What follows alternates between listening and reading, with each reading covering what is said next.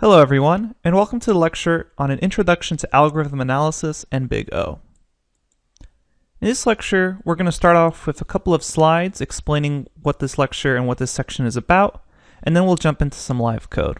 Let's go ahead and get started.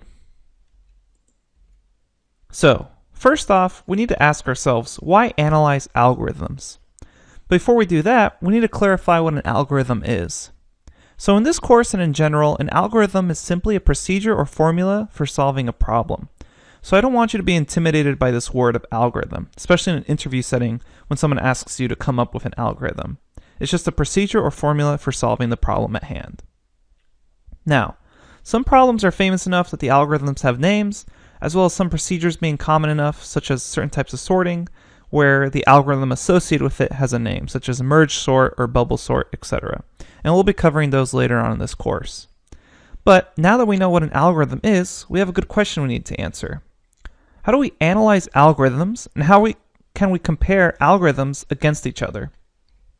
So, what I want you to do is imagine if you and a friend both came up with two separate functions to sum the numbers from 0 to n.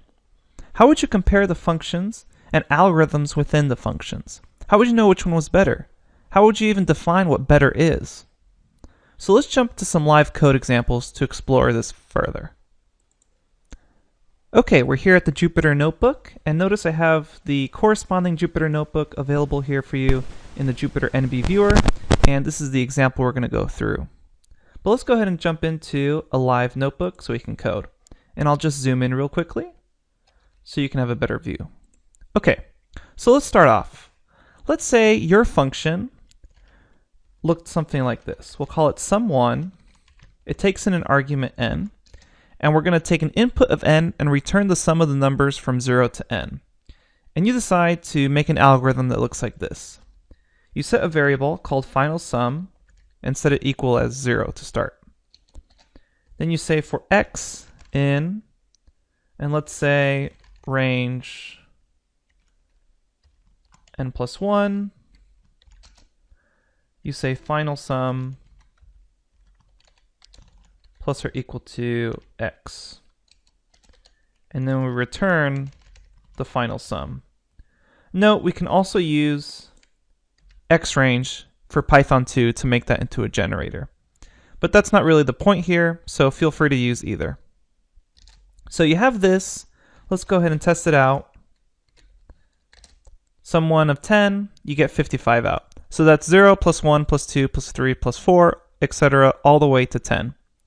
So that's your algorithm and your function. Let's say your friend came up with this.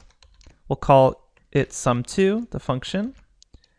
And it does the same thing. It takes an input of n and returns the sum of the numbers from 0 to n. But your friend figured this out.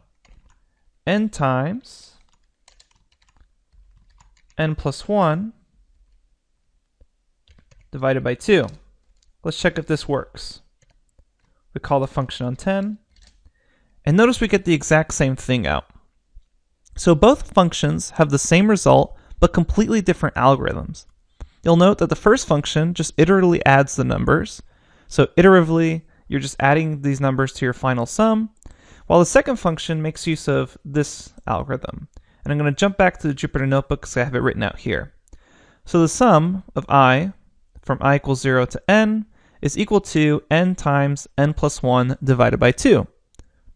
So what we want to do is objectively compare the algorithms. So we could compare the amount of space they take in memory, and we can also compare how much time it takes each function to run. So before we start talking about Big O notation, let's just get a general idea of what we're actually talking about here. Let's go ahead and compare how much time it takes these guys to run, these two separate functions. And what we're going to do is use some built-in magic commands in the Jupyter Notebook. So I'm going to use the timeIt magic command.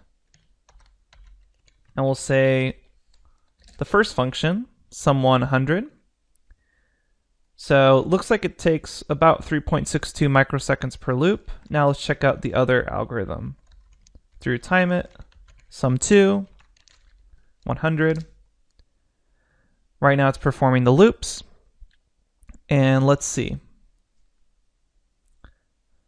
So don't worry about this right now. This just means that a result might be being cached, but what you really want to focus on is that it's taking on an order of nanoseconds per loop. So you can see that the second function is actually much more efficient.